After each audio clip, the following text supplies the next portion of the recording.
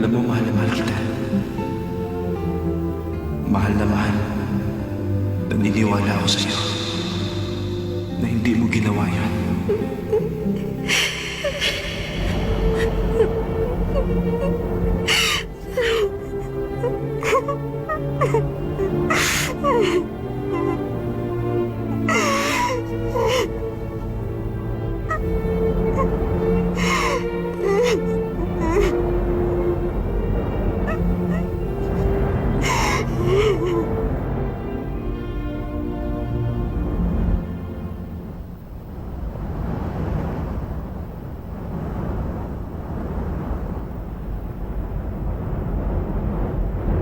Nakita mo ba siya? Wala siya. Umuwi na siguro mag-isa.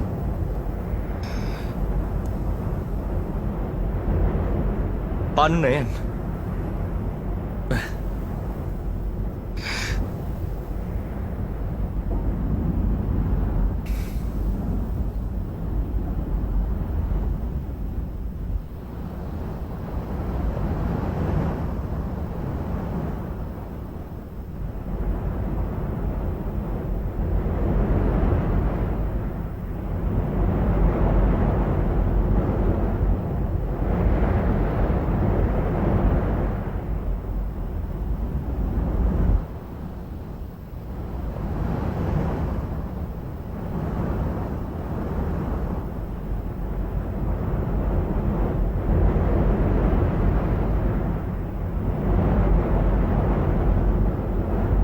Nanginginig ka.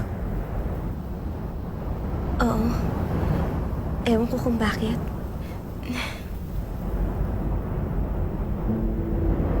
Huwag kang mag-alala.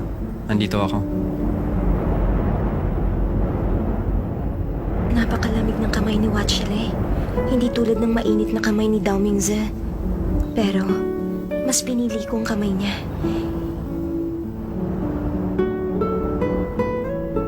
Hindi ko na ulit makikita ang ngiti ni Dao Mingze.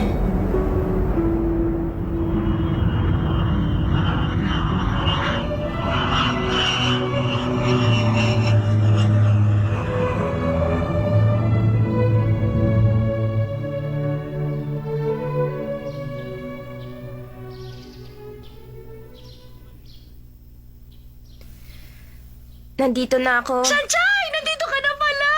Naku! Nararamdaman ko sa katawan mo ang init ng sikat ng araw at ang gaspang ng buhangin. Siguro napakaganda ng Okinawa. Sana magpakasal agad kayo ni Master Damingsu para makapunta na rin ako sa Okinawa. Ang sarap siguro maging biyanan niya. Sanchay! Inaya ka na ba magpakasal ni Master Damingsu? Ano? Nagsiping na ba kayong dalawa? May nangyari na bang maganda? Ang ibig ko sabihin yung mas matindi pa sa paghahalikan? O baka naman na masyalang kayo sa tabing dagat at... Patawad, binigo ko kayo. Huh? Yung mga sinabi nyo, hindi na yun mangyayari. Pagod po ako, gusto ko na magpahinga.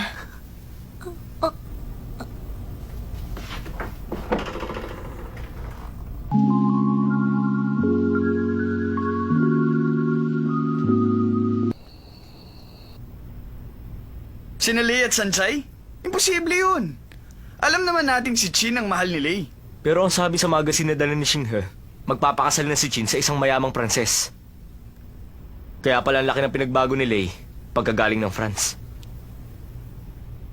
Dapat alam mo ang tungkol doon. Huwag mo akong sisihin, okay? Ang pinag-uusapan natin si Lei at... Tumahimik na nga kayo.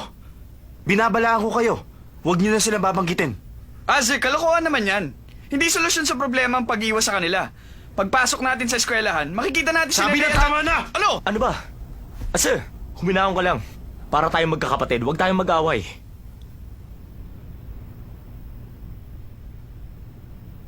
Tama kayo.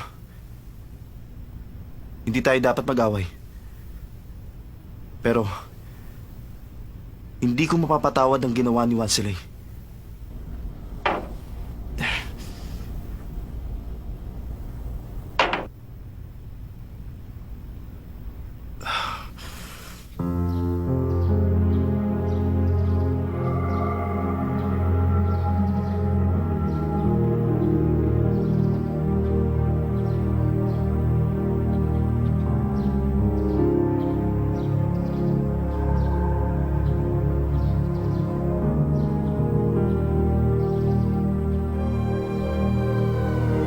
Magsalita ka naman.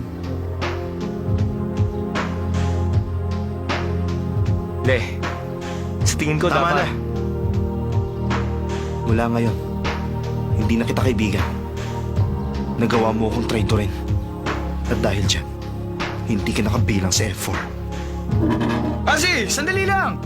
Uwi na ako! Hindi pa tayo tapos mag-usap! Yan ang kausapin nyo!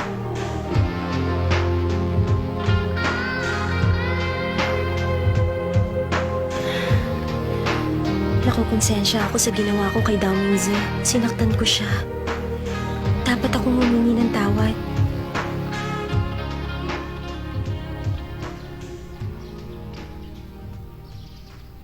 Alam niyo ba kung nasan si Dao Mingzi?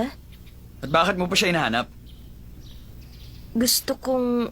Kung magsasorry ka sa kanya, huwag ka na mag-abala. Nalimutan mo na ba ang motto niya? Kung makukuha sa sorry ang lahat, hindi na kailangan pa ng parak. Isa pa, huli na rin naman ang lahat. Anong ibig mong sabihin? Hindi na kaibigan ni Ozzy si Lay. Kaya wala ng F4. Hindi totoo yan. Totoo ang sinabi niya. Hindi ko akalaing ang katulad mo lang ang bubuwag sa sama ng F4. Halika na, Shimen. Maalas yan.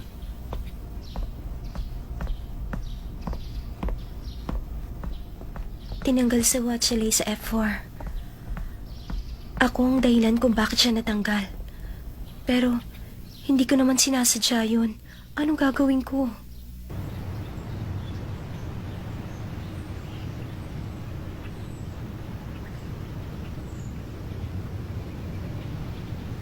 Hi.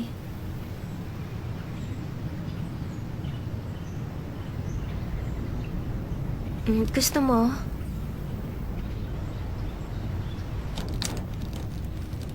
Salamat.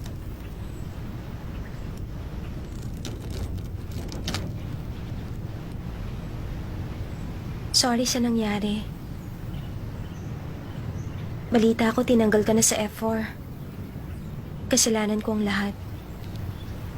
Bakit ka magsasorry? Dahil pinuntahan kita dun sa tabing dagat. Hinalikan kita dahil gusto ko. Hindi mo kasalanan yun.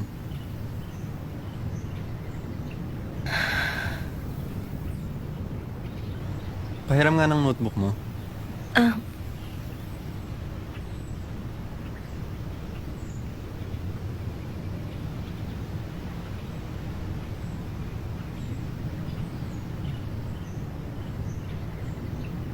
Ganito ang mukha ni Ase. Siguro, ganito na itsura niya ngayon.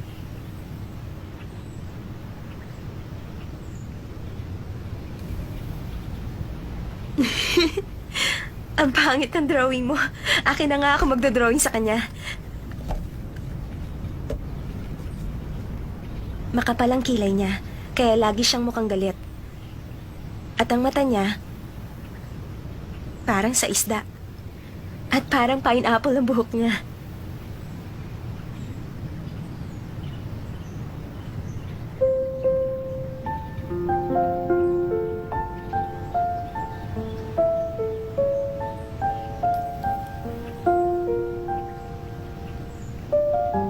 Ngayong linggo, mag-date naman tayo.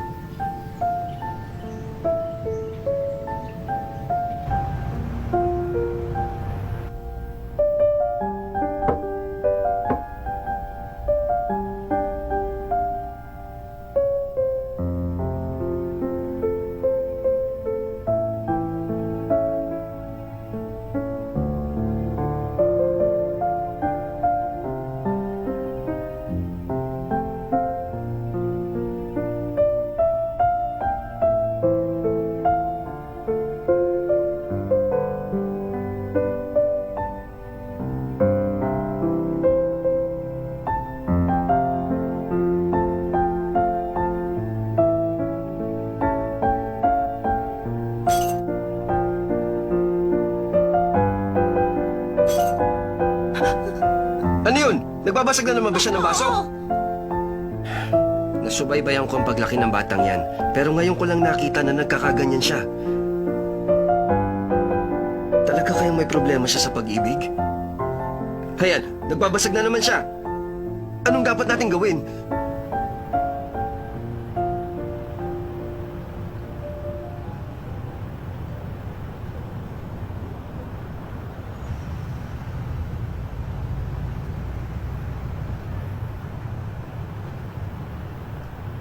Kanina ka pa ba? Hindi naman, kararating ko lang.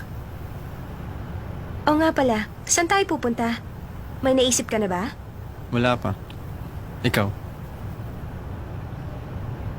Wala rin akong alam.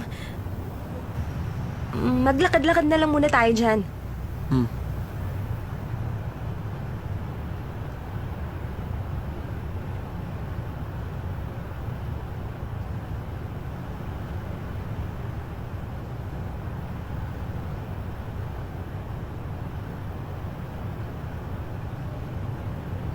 Napakagwapo talaga ni Watchelay. Pero sa totoo lang, gwapo rin naman si Dao Mingse ah. Nakakatawa nga lang yung pineapple hairstyle niya. Bakit ko ba siya iniisip? Dapat kalimutan ko na siya. Kasama ko ngayon si Watchelay. Tama na nga. Anong problema? Masakit ang ulo mo? Hindi naman. Akala ko. Tayo na.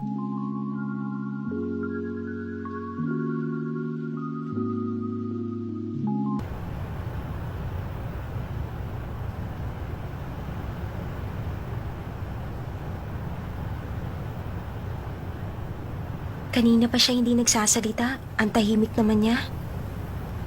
Sansay.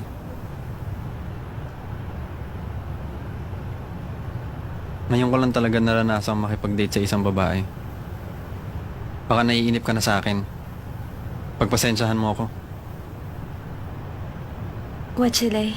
Huwag nang wasile. Masyadong formal yun. Lay na lang. Lay. Teka, banggitin mo lang pag may sasabihin ka. Sorry po. Ano ba? Sorry Tumingin po. ka sa dinadaanan mo. Sorry.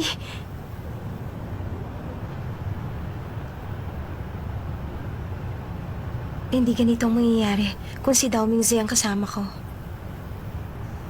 Bilisan mo naman ang lakad para kang pagong dyan. Nakakahiya ka. Mawa ka sa kamay ko. Ayokong humawak sa kamay mo. Baka ako magkaroon ng ketong. Ako na nga ito nagmamagandang loob. Ano bang gusto mong mangyari? Sama bang pakiramdam mo? Anong problema?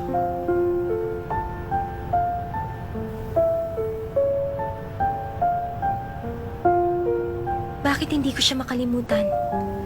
Bakit si Dao Mingze pa rin ang laman ng isip ko? Ito ang unang date namin ni Watchelay. Bakit ako ganito? Sorry ah.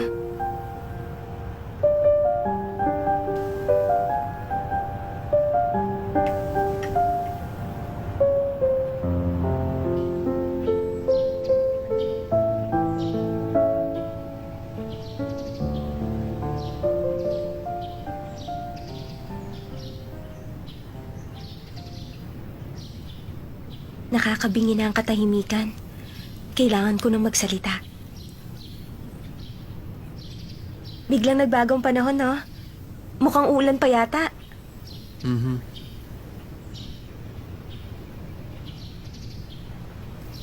Nagsasaranggola sila kahit makulimlim. Mas magandang magsaranggola pag panahon ng tag-ulan. Gusto mo bang subukan? O sige.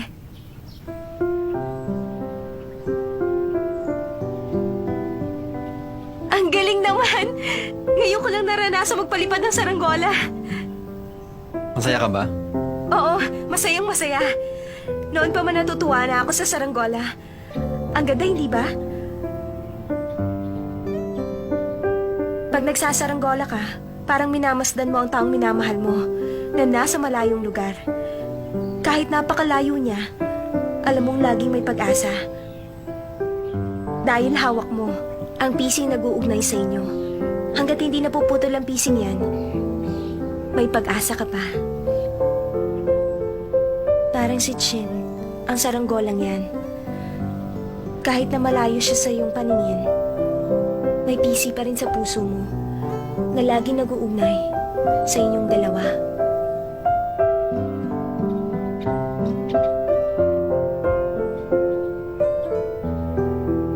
Alam kong ayaw mong pag-usapan natin si Chin, pero alam ko rin na kahit anong mangyari, meron pa rin siyang lugar sa puso mo.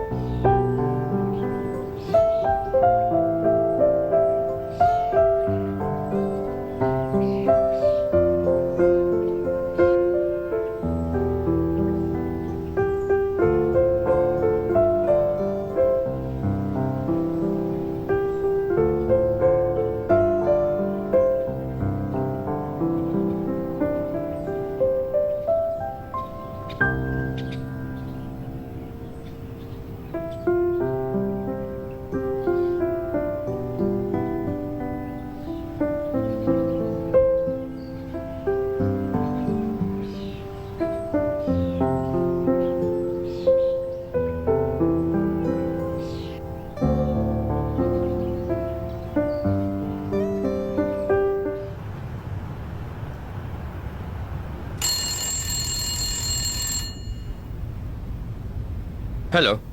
Ano? Nandyan na siya? Sige, sasalubungin ko. Miss, maligayang pagdating po, miss. Siguradong pagod na pagod kayo. Hindi ka talaga marunong dumiskarte. Nakiusap ka na umuwi ako rito kaagad. Hindi mo ba alam na sinira ng tawag mo ang buong schedule ko? Sino ba talaga ang miss dito? Ikaw o ako? Ikaw ba ang nagbibigay ng utos o ako na amo mo? Wala na bang batas sa bahay na ito? Pasensya na po, miss. Hindi na po mauulit. Miss, gusto ko lang pong malaman ninyo yon. Hindi ko na po kasi alam ang gagawin. Nag-aalala na ako sa kapatid ninyo. Sige, tumahimik ka na. Nasabi mo na yan sa akin sa telepono. Iniwan siya ng babae. Problema ba yon? Hindi po, miss. Ganito po yon. Ang babaeng yun ang first love ni Asi. At sa nakikita ko, umibig talaga sa... ayoko pong masira ang buhay niya. Sira ulo talaga yan si Asi. Tama po ang sinabi niyo, nababaliw na siya. Sinubukan po namin siyang kausapin pero ayaw niya kaming pakinggan. Nagpapakalasing siya at pagkatapos, magwawala siya. At ang masama pa nito, 1,000 crystal glass na po nababasag niya. Pag hindi po siya tumigil, baka yung mga antique face naman ang mabasag niya. Narinig niyo, nagbabasag na naman siya. Miss, nakikiusap ako, kausapin niyo siya. Hayaan mo siyang magbasag doon. Ewan ko ba kung bakit may sira ulo sa pamilya namin. Ihanda mo ang pampaligo na may essential oil. At tawagin mo ang beautician ko. Kailangan ko ng spa. Para ma-relax. At ibigay mo sa kanya yung crystal glass na galing France para basagin niya. Opo, miss. Ibibigay ko sa kanya kaagad.